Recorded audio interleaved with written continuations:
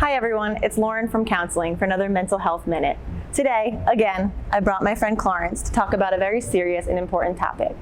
In this episode, as well as next, we're going to talk about suicide. Suicide could be considered a permanent solution to a temporary problem, even if it doesn't feel that way. In today's episode, we're going to talk about warning signs and what to do if you see them in a friend. When it comes to suicide, things can happen suddenly, and it can leave us feeling overwhelmed, scared, and helpless. However, if we know some warning signs, it can give us a chance to step in and help. Some warning signs that you might see could be a sense of hopelessness or no hope for the future. This could look like hearing things like, "What's the point of going on?" Or when we see our loved ones isolating or feeling alone. Sometimes we see aggression or irritability, or possessing lethal means. Other warning signs could include self-harming behaviors or engaging in risky behaviors.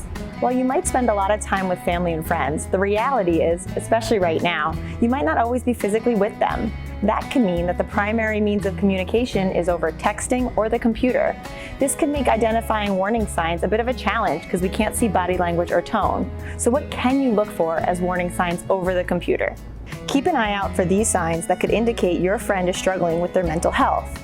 Has the content that they've been posting changed, or have they suddenly stopped posting? Look at their captions, hashtags, or emojis. Are they overtly sad or negative in a way that goes beyond a sarcastic joke?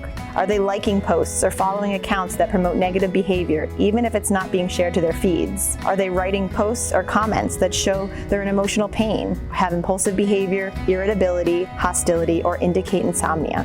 Whether it's over social media, in person, or over text. If you suspect your friend is struggling, trust your gut. Now that you've learned some warning signs, it's important to know how to react. If you see a warning sign in a friend, or even if you think you do, when in doubt, just react. There are several things you can do to help. First, you can ask. If you see a warning sign in a friend, always assume you're the only one and react.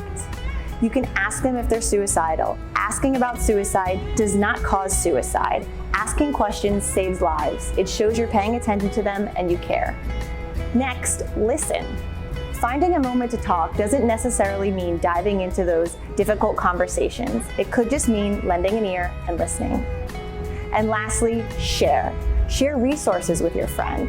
Take them to the counseling center, call the suicide hotline, or help them find resources or people within their community that can help them get the help they deserve.